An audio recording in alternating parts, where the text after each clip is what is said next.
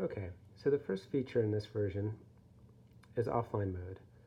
So if you have Flex Sheets installed on your home screen, you should be able to launch it without a wireless connection, although the catalog will be unavailable and you'll need to import your sheets from local MTF files. If your connection is restored, you should have access to the catalog again. So the next major change is the movement in the obligation strip. So now you'll declare that up here.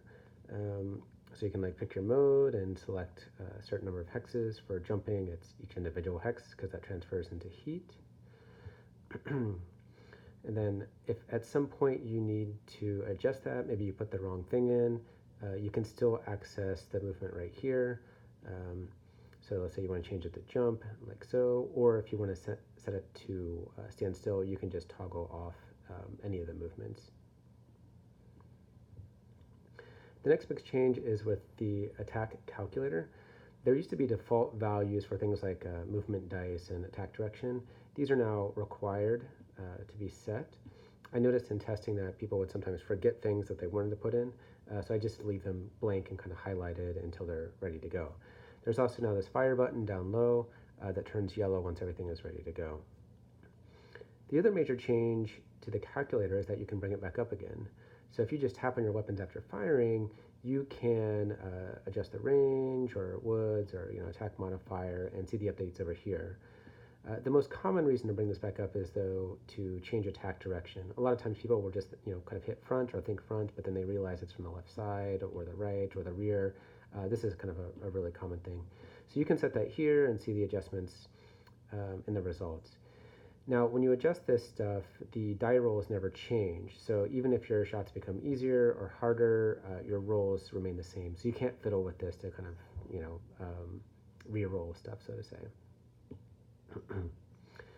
Now, this is all well and good for generic targets. If you're playing on the network with another device, once you fire that stuff, it's kind of out of your hands, and so you can kind of change what this displays, but it's not going to affect it on someone else's sheet. So you can't fire stuff and then change all your numbers and hit more things or something like that. That may be changed in a future release, but not right now.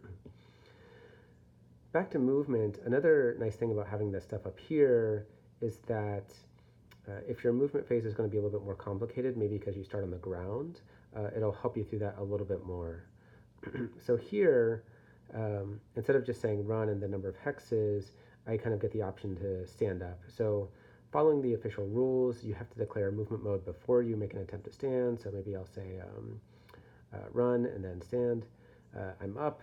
Then I might finish my move my figure around, and then I can set the number of hexes that I traveled at the end of the phase. Let's do another example, maybe a little bit more complicated. So let's say I'm on ground, I got a gyro hit. For fun, I'll make my piloting way bad and start the next turn. And so let's say I select run.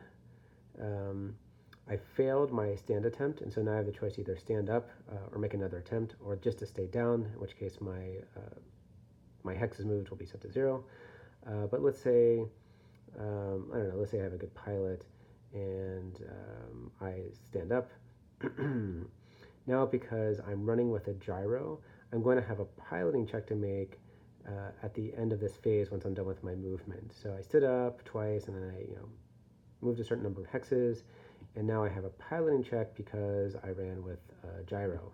Now, one of the interesting things about this is the system thinks I'm still in essentially movement phase, which I kind of should be. And because of that, if I try and skip ahead and mark damage, like maybe I forget, or I someone tries to fire at me and I go, oh yeah, I'll put that damage on my right arm, it'll prompt me about that. So it'll tell me that I'm still kind of resolving movement stuff, and so if I apply damage, it's going to count towards movement phase damage. And I can do that if I want, but right now I'm just going to hit cancel because I still need to resolve this piloting check. Once that's resolved, then I'm kind of good to go, and I can start marking damage like normal without any additional kind of prompts in the way. And that should be it.